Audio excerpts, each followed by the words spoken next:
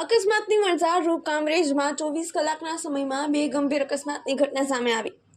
ગતરોજ મોડી રાત્રે પાસોદરા પાટિયા નજીક 5 નબીરાવાળું થાર 4 વ્હીલર બાઇક સવાર દંપતીને અડફેટે લેતા ગંભીર રીતે ઘવાયેલા બંનેને પીપી સવાણી હોસ્પિટલમાં સારવાર અર્થે દાખલ કરાયા હતા।